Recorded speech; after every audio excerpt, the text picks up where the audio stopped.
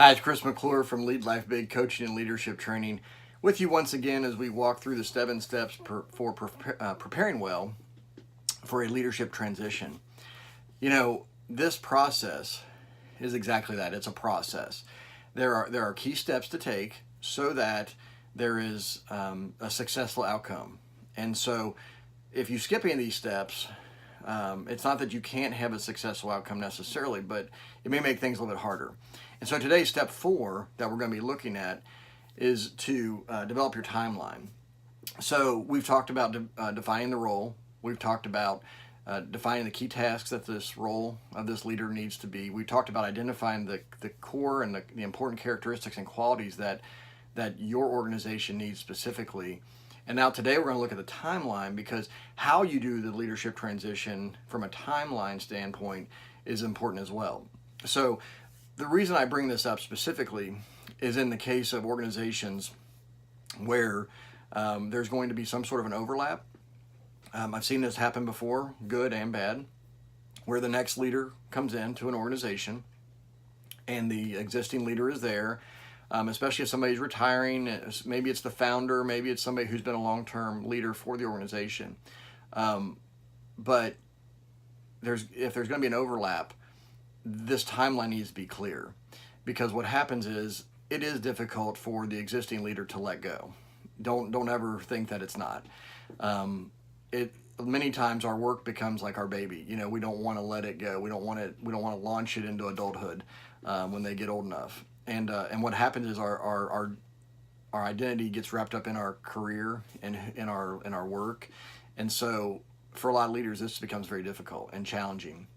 And so there needs to be a hard timeline set so that at the latest the existing leader steps away so the new leader can truly take the reins. Now there's a lot of value in having an overlap.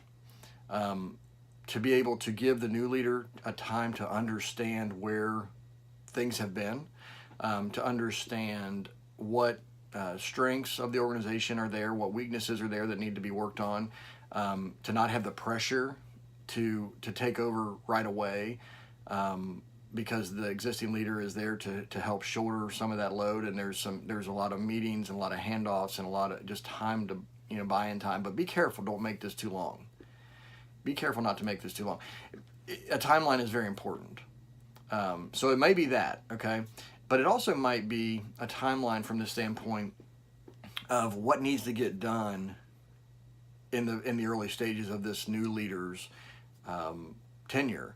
I mentioned in one of my previous videos about how the first 100 days of a presidency is always scrutinized and always emphasized, because you only have that one chance to make a good first impression. So what are you going to do early on that's going to make a difference, make an impression, set the tone of your leadership legacy for the organization?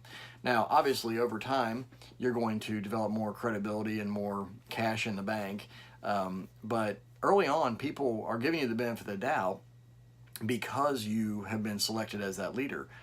But what you do in those first, 3 to 6 months, the first year, really does matter. And so whether it be a handoff from one leader to the next and there's an overlap, or whether it be somebody coming in, on their own where they do have to take over on day one, what are you going to do in those first 30, 60, 90 days, 6 months, 1 year, in that first small window of time, in order to be successful so that the organization can continue to advance and grow?